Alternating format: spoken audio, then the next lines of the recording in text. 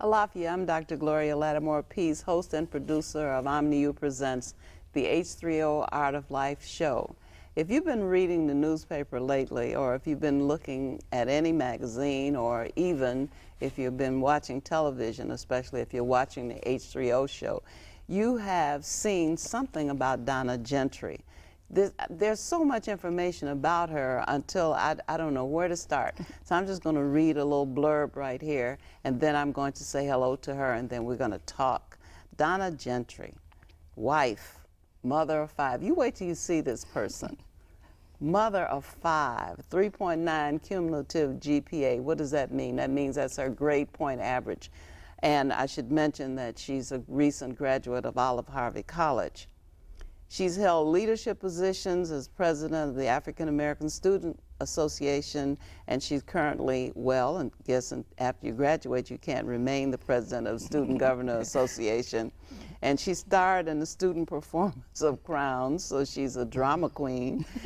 And she's a volunteer choir director who led the students to win a national competition. She's All-USA First Team Phi Theta Kappa, New Century Scholar, Coca-Cola Company, Albertina Walker Scholarship, President, Student Government Association, past president, I've already told you, the District Art Exposition, vocal. And there's so much more that you're going to learn about this woman, this child who's claiming that she's got 5 children. And I want to introduce Donna Gentry. I'm so happy to have you on this show. It's a privilege to meet you. I've titled this show Education for Life. And the reason that I did that is because you, as a mother of 5, have shown that education is not just a sometime thing and something for the young people to do until they finish high school or finish college, but it's for us always to consider as an option and as a goal. Yes. And you have pursued that with great excellence. Now you want to look at the camera and tell us about your bling bling that you're wearing, because you have a lot of medals. Yes. And you start anywhere you want to and keep talking till you run out. Well, I'll start with the biggest one. Okay. And this is a medal from All-USA Academic First Team. There are 20 on the team, and I'm one of that 20 in the whole nation, the United States of America. Who chose that team? This was chosen by All-USA today. All right. Okay. A panel of judges out of 1,500 students. They picked 20 to be chosen as the first team to represent the United States. Yeah. And this one here is for being the #1 City College student in the state of Illinois, which is named the New Century Scholar. And this one here is being a mentor to students at Olive Harvey. And this one here is for excellence in African American Studies Department. Mr. Allen Armstead Allen, my protege, or actually my counterpart. Yes, and Harold Rogers as well. Yes. And this here is for leadership for all the president positions that I've attained and maintained and held at Olive Harvey College and in the community. And this is summa cum laude, which is because of my 3-point academic grade GPA. And that's it. Did you miss any? You sure? Yeah, I think I got them all there. Okay, then you got a pen over here on the shoulder. The pens, this is a pen was given to me in Florida with the ceremony when they presented the awards to the Century Scholars. And it says New Century Scholar. All right. And this one is for the All-USA team. All right. And of the New Century Scholar pen, only one person in each state has this pen. So all right. if someone finds it, you know it's mine. All right. And this one is the USA, the top 20. And this is from the African American Studies Department for excellence for studying more than 4 classes of African American Studies. And this is Phi Theta Kappa, the Honor Society, 2-year Honor Society, which promotes the New Century Scholar. And this was sent to me this morning by Coca-Cola Foundation. It's a silver bottle, Coca-Cola bottle. All right. Now, you know, the first thing I want to say is probably the last thing I should say, but when we had a talk on the phone, you told me that you were carrying a number of classes toward the end, near your graduation. What number of classes were you carrying? 8 classes. You were carrying 8 classes in one semester, and they were what? With the classes? Yeah, the classes. Psychology, black psychology, physical science, sociology, math, no math, sociology, there was so many of them, you have to keep up with them. I had choir, physical education, can't think of the other ones. 1, 2, 3, sociology, psychology, physiology, history, and I can't think of the other one. Well, you will think of the other one before this hour is up. But so you were many, I carrying 8 classes. Oh, speech and black literature. Okay. 8 classes. Yes. In one semester. In one semester. Mother of 5. Wife. Volunteer in the community. How were you juggling all of that? I had a strong support system. And who's in that support system? My husband. Your husband? Yes, my husband, Wayne Gentry. Okay. I couldn't have done what I've done without his support. He pretty much maintained the house, the children, and also he's a teacher to me as well. Okay. Helped me with my studies and just supported me without, because we're in a society where our men sometimes are intimidated by us women, black women especially, going out into the world and trying to attain some particular goal, and to have that African American male strength behind you saying, yes, go for it, I'm here behind you, with no intimidation. That in itself gave me inspiration, not only the things that he was doing physically, but it was also the mental liberation of knowing that there was not any animosities or things of that nature involved with his support. So it was a freedom of mind and physical that he gave me. My children as well helped. I had some problems in math at one point, and I thought I was going to really get a bad grade.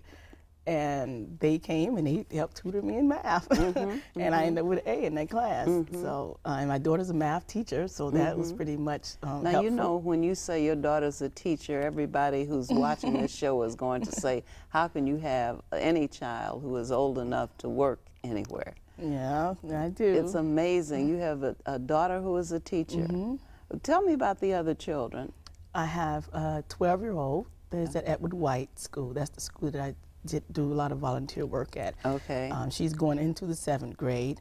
I have, her name is Mary. I have Thomas and Wayne in Julian High School. Okay. One is going into his sophomore year and one is going into his junior year, 15, and one will be 17. And then I have a 23-year-old, which is a senior at Roosevelt University, named Daryl Maurice. And then our oldest daughter, who's Michelle, she's a graduate of Beloit and Chicago State. And well, she's at Chicago State now, attaining her teacher and master's. And she teaches math in high school. A high school math teacher. Well, that's not nothing to sneeze at. Yes, yes. Now you are being courted by institutions because everybody loves a scholar, and of course they want you to come so that their GPA will go up.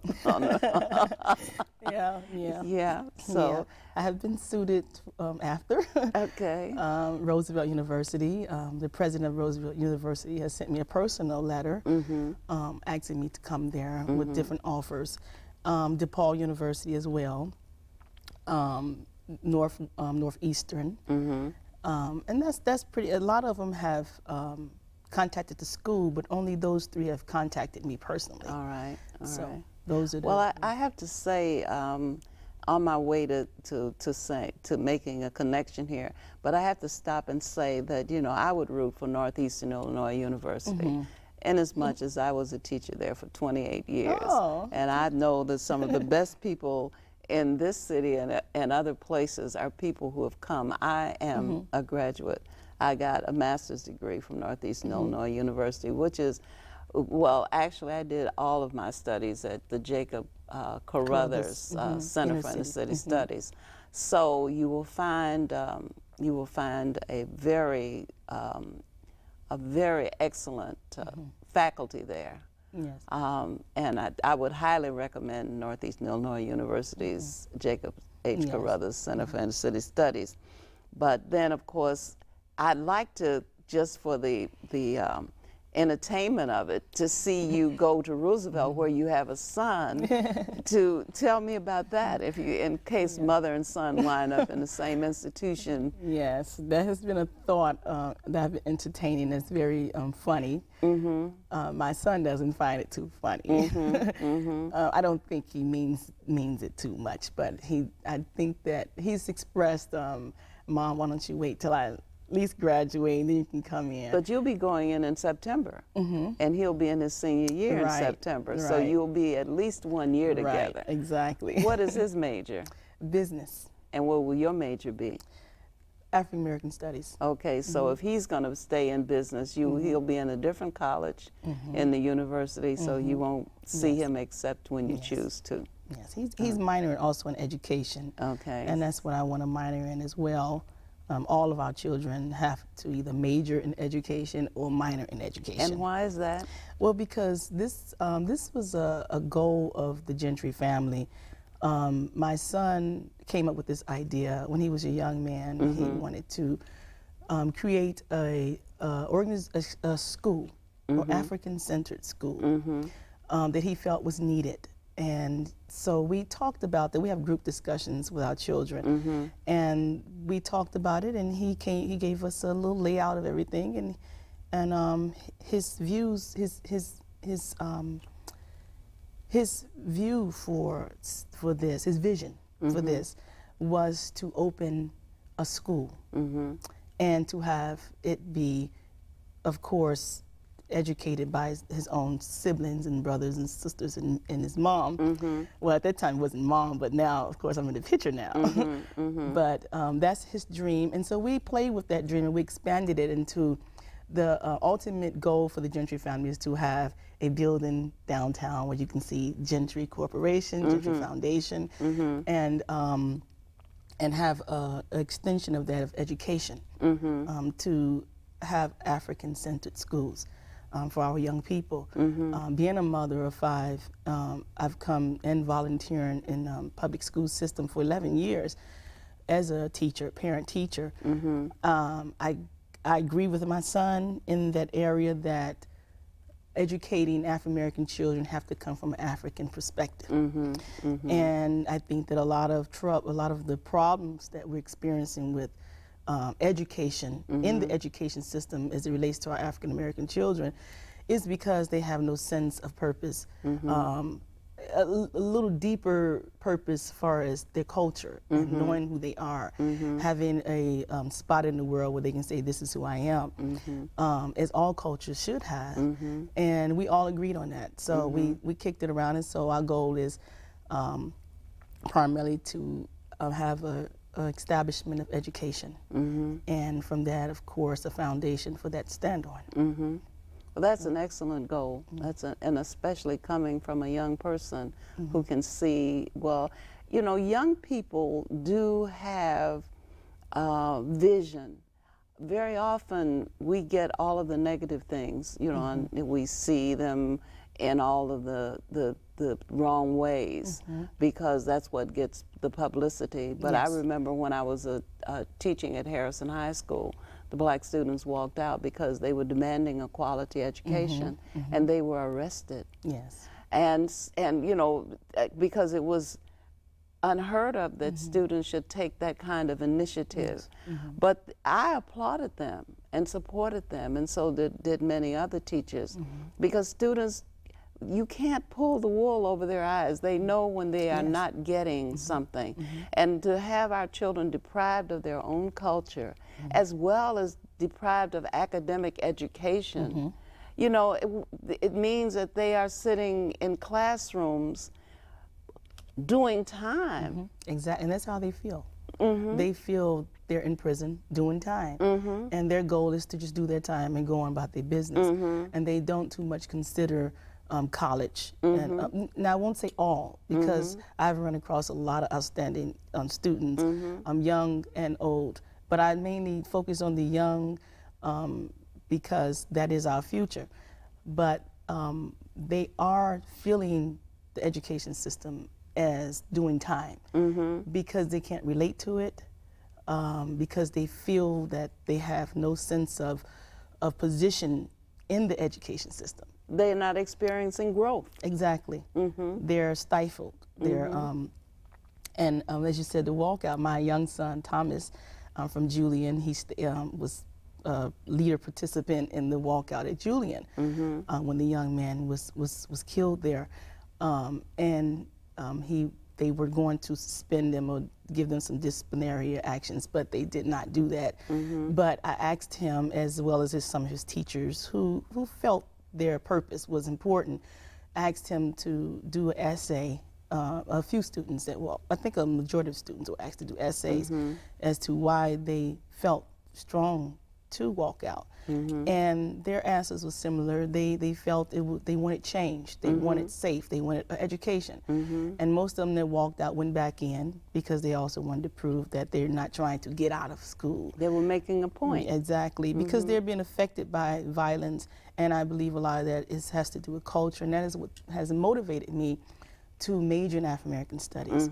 I have been in African American studies for years, and I really truly believe that that's our problem in the education system. And while I was in Olive Harvey, I was serving as a lot of leadership roles, and in serving those roles, a lot of young people came to me, and so I became a role model for a lot of young people. I was kind of the mother to not just the student president, teenage but mom. Right.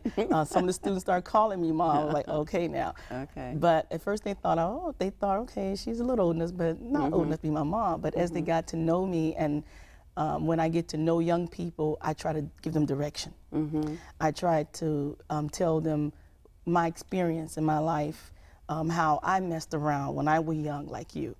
And I thought I could never go back. I thought, every time I would think to go back to school, the thought of, how can I do it? Did you drop out of high school? No, didn't drop out of high school. You graduated from high school. I dropped out. Really? Yes. But this is not about me. It's about you. You actually graduated from high school and then chose not to go on to college. I went into Columbia for about over a year.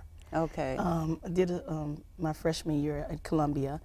I got involved. I was into arts. I'm a singer. I got into arts and community, things of that nature. And I auditioned for Dreamgirls and became an understudy. I started doing a lot of concerts and performing with Stephanie Mills. A lot of things happened for me musically, so I got kind of unfocused from education, and not knowing that a lot of my musician friends stayed in there and are right now teaching music. And so I didn't. And then when I decided, at a point in my life where I started thinking about education, is when I had my children. And then I started dawning on me, well, I want them to finish. And raising them and directing them and giving them a sense of a real true understanding of how important education is. Then they kind of threw that around back on me, And my mother was a big influence on my going back to school. Because when my mother died in 2005, she had cancer, and she came to me and my husband. We brought her to our house, and we cared for her in her last days. And she spoke with everyone one-on-one, and when she spoke with me, she was really firm. And mind you, this is her last day, and she was speaking strong, and she was telling me, stop pretending being a teacher, because she knew I'd spent a lot of years volunteering at the school, directing the choir, helping with the band, doing the dance, doing the musical directors for the graduations, the assemblies, just the whole arts program in the school. And I was very committed to that, and I still am. I'm working with the 8th graders right now with their graduation, which is on the 11th.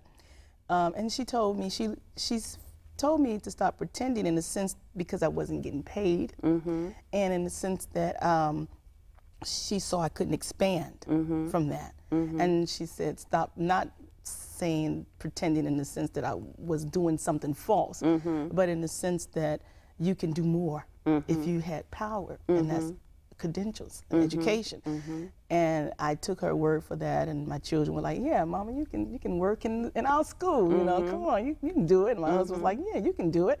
So I said, okay, and they kind of like motivated me, and we all put a little money together, and I started back. And it was the best decision that I've ever So when made. you started back, you started in the city colleges then? How long ago was that? That was in 2005. 2000. So you did it on time. Actually, my mother died in 2003. It was 2005 when I went back. So, but you did the 2 years in 2 years. Yes, in 2 years. A lot of returning students mess around with that. With 8 classes in one semester will get you out of there, and won't that's it? what happened. I got in there with a slow pace because I was afraid. I didn't know. Yeah, you know, I was like, well, let me feel myself back in this environment again. But Olive Harvey is a very tranquil campus. Yes, because I found that the advisors and the professors there, the programs they have available in the city colleges is miraculous. I mean, it's great. And I found that the advisor was interested in what you want to do, you know. And they also not only help direct you, but if you don't have direction, they'll actually, you know, if they feel you don't have a sense of direction, they'll give you some direction. And if you have a sense of direction, they'll help you in that direction. So I saw where it was a very family type of feel. The president of Olive Harvey College, Dr. Valerie Robeson, is a very, very beautiful woman. You will love her. She's very inspiring. She's a student president. And she's an open door president, whereas you can come and see her. And that, by me being one of the student leaders, I was able to assess her as well, like that. And so I was able to find programs. And when I became the president, the programs that I was involved in and digging into, because I had a little inside SS, I made that available to all the students. You know, as a president, I was like, look, if it's available for me, they have to be able to have this available as well. And at that time, Dr. Robeson was intern, so she was new too. So we've kind of grew together. And when she became president, which I sat on that presidential search committee as well, and when she became the official president, she began making immediate changes and started having student, I would arrange student panels for students to come and directly ask the staff of, first we started faculty. We started with student support services. And I would invite them to come out, and the students would be there, and we would directly, because as president, a lot of students come to you and say, what about this? Student Government Association? The Student Government Association. And students come to you looking for answers, which they're supposed to. And so I found myself as a mediator. And I said, well, we can do better than this. We can directly address these issues, because I don't have all the answers. I don't have these jobs. I don't really know anything but to tell you who to go to. So instead of that, we'll eliminate me as the middleman, and we'll create panels. And that was very successful. And the staff there was more willing to do it. So they had an environment where I feel I was nurtured at Olive Harvey. It was hard to leave Olive Harvey. You get attached to Olive Harvey College, and I'm sure a lot of other city colleges have good programs, but I can only speak from my experience from Olive Harvey College, and that's what made it possible for me to shoot for a goal to get out of there in 2 years. Because when you're in there, and after you get in there, and you're like, okay, I got this. Then you see all your friends, and you're like, I'm graduating. I'm like, okay, I thought I was going to just take my time. And then you realize, no, I can do this. My kids are like, Mom, do it. And my kids and my children, we we compete with who's going to graduate this year, with what degree or with what diploma. So we're going from 8th grade to high school to college to bachelor, master's. So we're kind of like competing with graduations, and I'm in that competition. Well, I'm happy to see that you're in that competition. I was once a dean at Olive Harvey College. Yes, you told me. Just before Homer Franklin became president. Charles Kidd was president at the time that I was at Olive Harvey. And one of the things that I know about Olive Harvey is that African American Studies department is about the strongest department, especially with the Black Studies Conference that Armstead Allen hosts every year, and the ways in which they become involved with their students. You know, you'll expect to see them at your wedding or at your baby shower or something, because it becomes family. It does. So you're very lucky, and I've also taught at Kennedy King College and Malcolm X, so I'm not favoring, you know, any college. But the thing is that if if your interest is really African American studies, the Jacob H. Carruthers Center for Understudied Studies is the place to go, because Jacob H. Carruthers was the consummate African American scholar, and he has left for you professors of his tradition who are able to take you all the way to Kemet. You know, so when you come out of there, you will certainly feel competent to continue on with your doctorate, which I'm hoping that you're considering, because that's just a natural path for you. There's a natural direction if you're going to start a school. You know, credentials count, you know, whatever we want to say about them.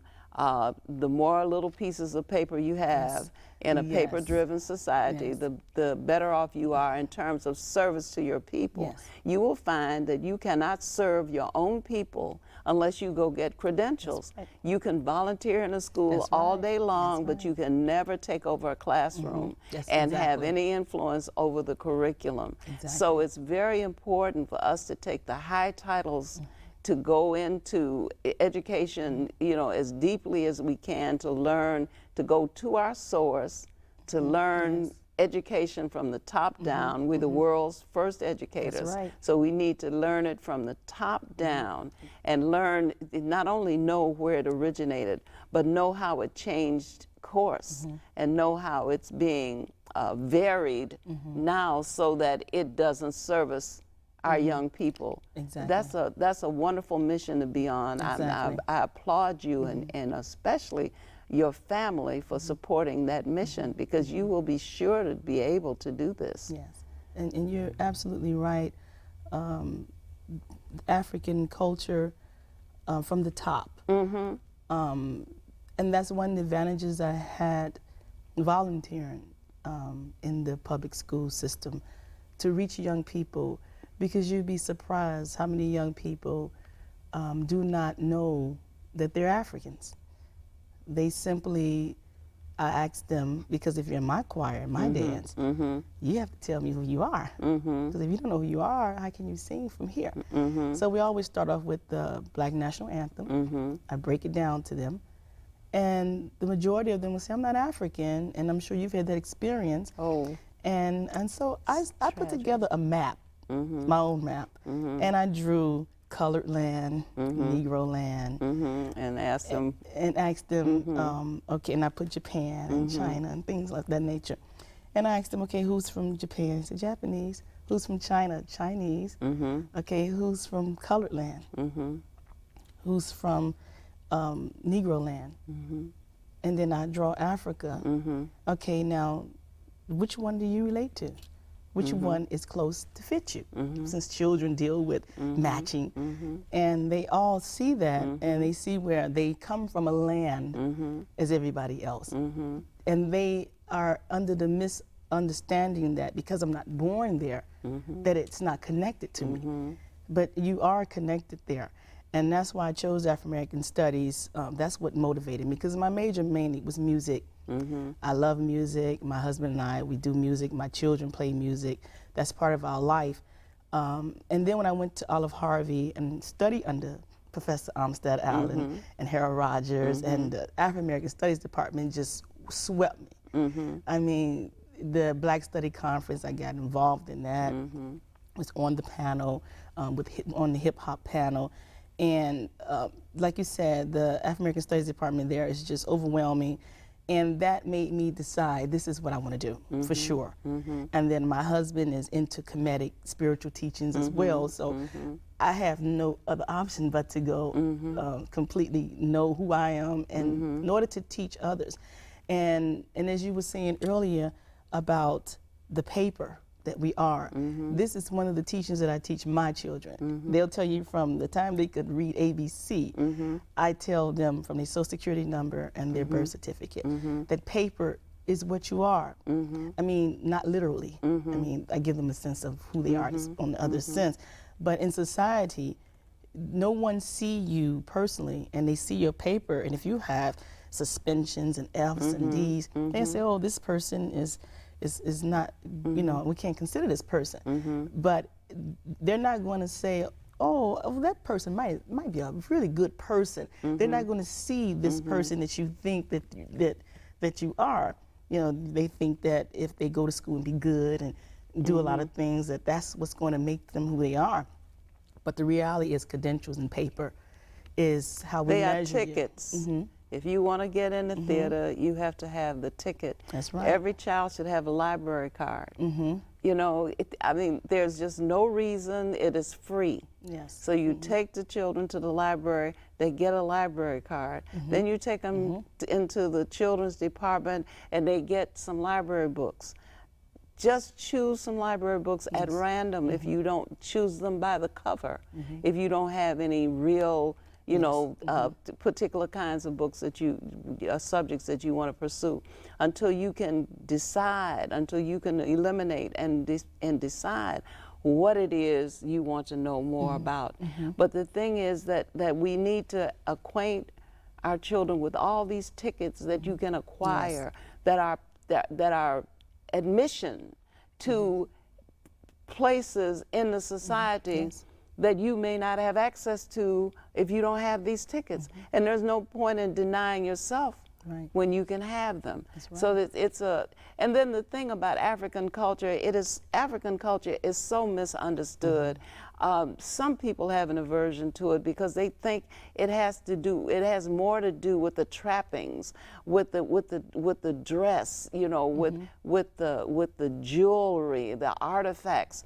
Those are certainly expressions of African culture, but African culture, the more I know about non-African cultures, the more I celebrate African culture. Because when you hear somebody talk about the feminine principle and the male principle being housed in a single person, Africans had that, they had that down pat. In fact, they had a concept of a male mother and a female father, not meaning homosexuality, but meaning that every woman has within her the capacity to do the things that males do, not necessarily having the necessity to do them, but she has the capacity and she has a role in which that can be played while she remains a mother. I had an African teacher, Dr. Elkin Sotole, the late Dr. Elkin Sotole, whose sisters were female fathers to his children. And when they came to visit him, they came to get things straight. If the children were acting out, they visited, they brought presents, they did things for a little while. And soon they checked with the mother about the behavior of the children, and they put the children in check. We don't have that kind of family model. And the African culture provides the human family model that everybody should be following. So African culture is valuable not just to African people, but it's valuable to humankind. And so we must, those of us who are fully aware that we are African by descent, must continue to promote this, because it cannot be allowed to be lost. And that's very true. And it's interesting because when I like, received these awards, they ask you what is your major, and every time I said African American Studies, they wanted to add, oh well, maybe you should do education. It's not seen as something important that is like science. It's not seen as something as a career that can be pursued exactly. And they ask me, for what are you money. Gonna do? What can you do with that degree? What can you do with African American Studies?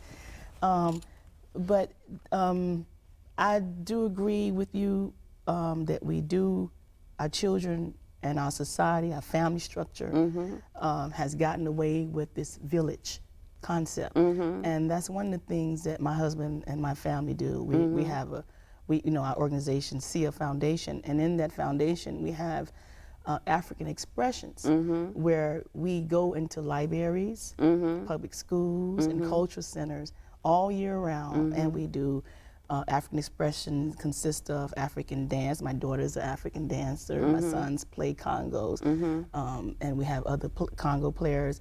My husband lectures, gives the foundation through an intellectual way to the children, and we sing. All right. We sing and we dance and we tell Nancy spider stories. And we go into these public schools for Kwanzaa, Juneteenth, Black History Month. We hit the schools and the libraries. And when we went out to Argyle Gardens, everyone was like, why are you going out to Argyle Gardens? It's dangerous out there. I said, well, this is where it's needed. You know, this is, you know, I believe that when our children, the ones that are really going astray, those are the ones that need it the most. You know, we, in the society now, we want to punish, punish. Instead of expose, and reconstruct. You know, reconstruct, you know, break down what they have and destruct and then reconstruct. And so our society, and that's why I decided to go back to school, so I can make a real difference with credentials. Because I tell my children, I am a folder. We all are folders, and we have papers that's going in that folder. And every time you want to always make sure your papers are good papers. Because I had to really drive, because there's so many distractions for young people. And you have to find something to counter that. And so as parents, as African American parents, you have to fight for your children's attention. You have to let them create an attraction that their attention will grab. And so I started with folders, you know, explains what paper are, so they can get in their mind that you're not just getting grades because I want you to get A's and B's. You're not just doing good community services and things of that nature just to be good. I mean, that's a byproduct of it.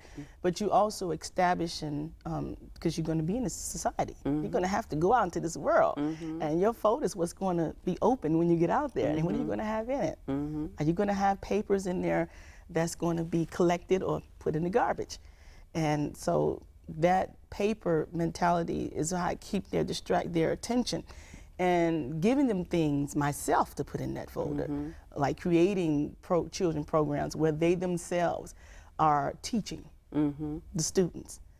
They all have a role in the Nancy story. They dress up. One is the old Sable, the leopard of the terrible teeth, and things like that. And Mary becomes Moatia. Must be fun living at your house. Yeah, it is fun. It's exciting. I have a lot of children, though, not just mine. I have a lot of children outside of my home.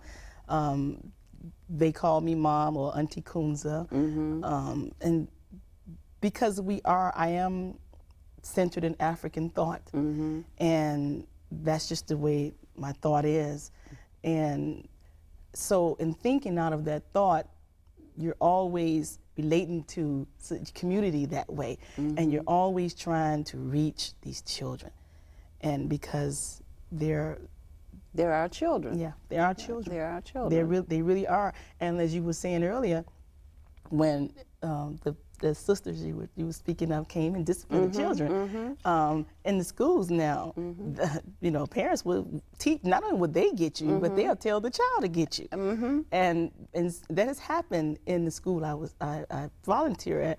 And what I would do is if there's a scene with a parent and another teacher, and I see what's going on, and I see the fallacy of that community is not right. So if that child is in my dance or choir, I would talk to that parent, and they talk to me more because I am the theatrics and the dance, and they kind of, Miss Gentry, you know, she's African, they respect her, and I found that in our culture, you're respected when they know who you are. When you don't know who you are, is when you don't know who you are. You know, you don't really get. Well, nobody really likes a fake. You know, nobody really wants a wannabe or an impersonator. You know, there's just something about somebody who is genuine is a lot more attractive and a lot more acceptable than somebody who is playing a role and you can see right through it. Kids can see real well. They really can. They are not fools, and they can't be fooled. And I had a student tell me once that our generation had let them down, and he was very serious about it. And that's when I saw the anger in our children. And then I looked at it, I said, well, what is it that he's seeing that's creating this view of my generation, his parents, that has let him down? And when you look in the homes of a lot of children, you know, we fell prey to drugs a lot. A lot of things, our broken homes, and like the young man that was involved with the murder at Julian, with the young man, Blair Holt. Me and my husband spoke with his neighbor over the holiday, and she told us how he mowed her grass, and he was a respectful child to her. And she gave us some insight to his family structure and how it was dysfunctional and how he was kind of on his own. And so we've lost more than just one. And the ones that go to jail are often forgotten about. But they're young, they're children, they're only 16 years old. So that's my whole motivation for what I'm doing, and my goal is to continue my education. And receiving these awards have opened a lot of avenues for me. It has inspired a lot of young students. A lot of young students are like, "You're #1 in the state of Illinois." Absolutely. You're in top 20 in the, you know, in the nation. In the nation, and so they feel that it's possible. If I can go back to school and accomplish this, and you're fresh out of high school, you have this stuff better than I have it, you know, so you can do this. But see, I think there's something, a little seasoning happens to you between high school and college. You know, you marinate a little bit, and then when you come back with a vengeance. You know, when an adult goes to school, that adult is going to school for a reason that is clear and is not going to be easily, you know, derailed. Young people take it for granted because you made them go to school, and now they're old enough to not go if they don't want to. And so they don't really see the value. So one of the things, of course, is to help them to see the value of going to school. And I want to say this to you because I don't want to forget it. And that is, you know, they ask you, what can you do with a degree in African American studies? They used to ask that same question about inner city studies. What can you do with a degree in inner city studies? What you can do with a degree in inner city studies is the same thing you can do with a degree with any other degree. I have a master's degree in inner city studies. I have a PhD from Northwestern University. What did I do with the degree in inner city studies? I used it as the launching pad to go through a PhD program and come out on top, you know, with honors, graduated with honors, and I was not intimidated by a major Ivy League institution. I walked into that situation and I sat and I listened to the professors, and my professors would put those professors to shame. You know, I was so ready to be at Northwestern I went through, in 2 years, I had a PhD because you can do that. If you know who you are, if you know from whence you've come, if you know what your people have done, and that you know that DNA, you know those genes are in you, so you just settle yourself into that, and you go on through And I don't mean I had a hard time. I can't tell you about any struggles. The only struggle I had was one like the one you had, with a teacher giving you a grade that was lower than you deserved. So you should talk about that, because that's something that happens to students. Yes, that was out of having 8 classes and 6 major classes. You're talking about literature, psychology, speech, history, science. Those are some serious subjects. And the sociology class was family and marriage, and I'm a master at that. Which, of course, you needed to go to school to learn how to be family and marriage. I had all A's and 1 B in family and marriage. That was like a joke to me. It was about a point system that I fell short a couple of points, as the professor explained to me. But I felt, I should have some type of point for the experiences of life that I have put forth in this world. 5 children. How long have you been married? 18. That's just married. We were together 24. Okay, so here's family and marriage for real. Yes. Okay, and here you got a course in family and marriage, and you have a subjective grading system, which you are going to use to say that I have not, I don't measure up. Well, she used the words, you have not mastered this subject. Well, and that killed me. On the job, I have to say this. I once we had a neighbor who worked for the business that actually did work for the post office. They had some part of the work that the Postal Service did was done by this particular agency, and they decided to take this agency under the aegis of the U.S. Post Office. And when they decided to take this agency in, they required everybody to take the civil service exam. And our neighbor failed the civil service exam. Now, for 20-some years, they had been doing this work. But when they gave the civil service exam, which was based upon academic progress, which was based upon math and English and subjects that these people had not had formally, they couldn't do the subjects, but they had done the work for more than 20 years. She lost her job. So here you are, a mother of 5, a wife of 18 years, how can you get a B? You can't get it. You should be able to test out of that course, not even sit in the classroom, just where's the test? Okay, I will just take the test.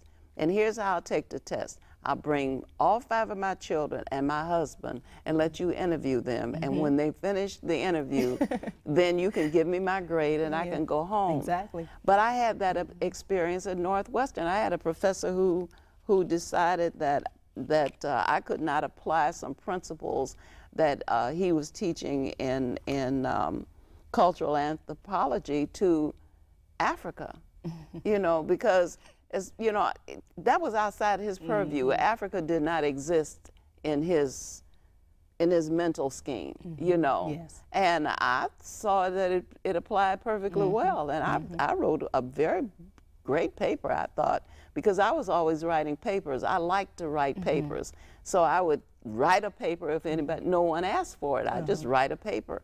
So I was very skilled at writing and very knowledgeable about what I was doing, because I always knew to study the teacher.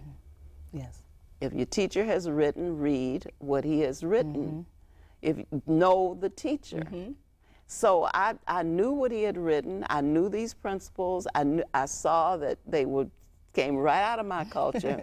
I rescued them and put them right back where they belong, and got a B. And I couldn't. What?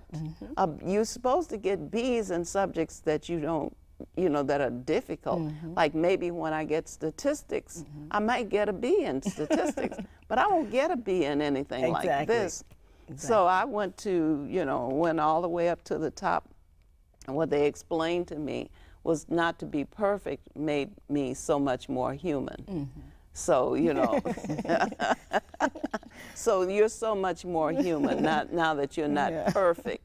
Now that instead of a 4.0, you have a 3.9. That just demonstrates that you are Yeah. human. Yes. Forget about it. You know that you have an A. Your husband can give you that A. Your children can give you that A. And they have. and I'm very, very proud of you. I'm not just proud of you because academically you excel. I'm proud because you excel as a human being. Thank you. Because you have found yourself, and you are sharing yourself in all these ways. When, how old were you when you decided to go back to school? No, I don't want to ask you that. How long ago did you know that you needed to go back to school? Was it just when your mother said it, or did you ever have some lingering things before that? Yes, lingering. It actually began when my daughter graduated from Beloit, and then my son was already in Roosevelt.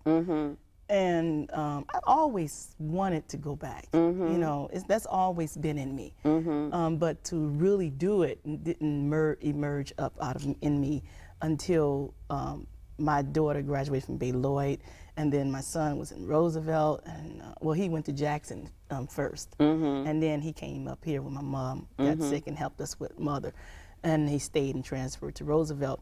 But seeing them made me realize, okay, it's time. It's time for you to do what you have been saying for them to do. And I just felt it was when I was at her graduation, I was so proud of her. We all was a whole family, and it's a whole extended family thing here. And I was just so proud of her, and you knew. I knew. You had some unfinished business. Yes. And what else made me realize it was when I was volunteering, and I had ideas to create things in the school, and it was always slapped in my face. But you're really not you're just a parent here.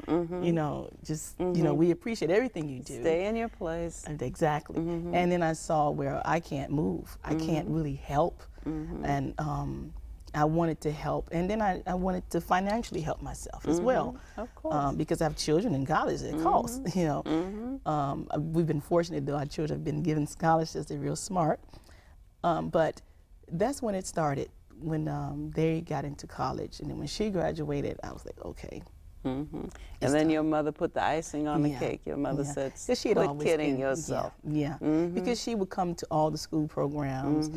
She came to all the Kwanzaa programs I did. She was my #1 fan. She'd be out there screaming, that's my baby, that's my baby. And she saw where I was doing a really good thing, and she would always tell me how proud she is and of how my husband and I involve ourselves in the community in teaching on some level. And she said, but you have to, you know, she was African thought as well.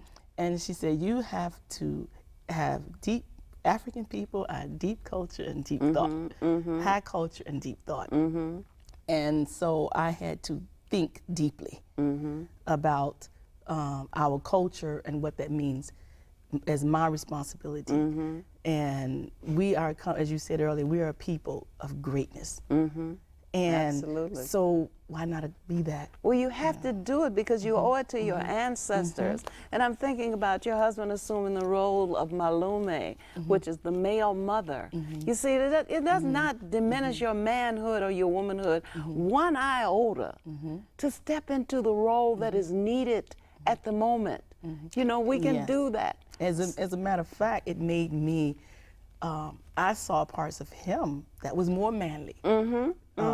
You know, you would be assuming the female principle is as you know, is it's a lot the of energy. nurturing principle. Exactly. It's the indulging principle. It's that principle.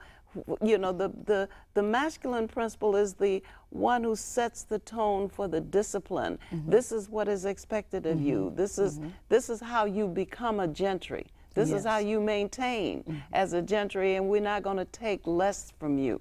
You see, the mother will say, oh, well, give him a little, you know, give him a little break. Don't be so harsh and this and that. So the balance is necessary, but the balance is in you as a woman, is in your husband as a man, is in the community. And we have to operate out of whatever our needs are. We have to fulfill those needs because we are whole people. Yes. And we can do that. Yes. We are very balanced when we come to know that. And I've gotten a lot of compliments on my husband. In school, a lot of females were having a lot of problems with their significant other, either their spouse or boyfriend, man friend. I don't like to use the word boyfriend, but and I would listen to them and I would feel so grateful. I would feel so grateful that I have a real man, because it takes a real man to step in that position and support you. And I would love coming home and smell that food cooking. And we're vegetarians, so we can't run around and just eat from any place. So we have to cook a lot. So he's mastered vegetarian burgers and, and all types of vegetarian meals.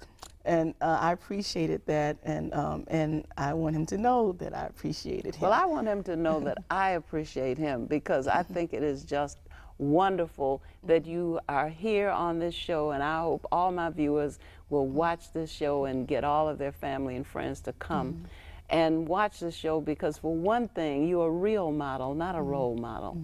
You are the real McCoy. You are doing this thing. You're not talking about this thing. You are not pretending to do this thing. You are doing it. Your family is doing this.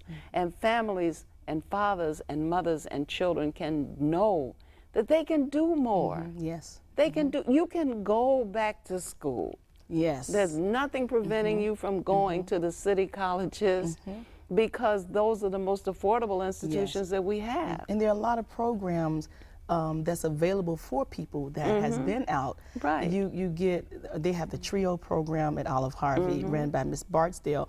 And a lot of older students are in that H3O program, where you have, I started out as a mentee, and that's where this award came from. I was a mentee at first, but then she saw my potential as a mentor, and she immediately asked me to be a mentor. And a lot of older students were helped by that personal one-on-one that the H3O program Because you has. need tutors sometimes. Let's face it, you're not an expert in everything. We about to go off the off the air, so I just want to show this picture.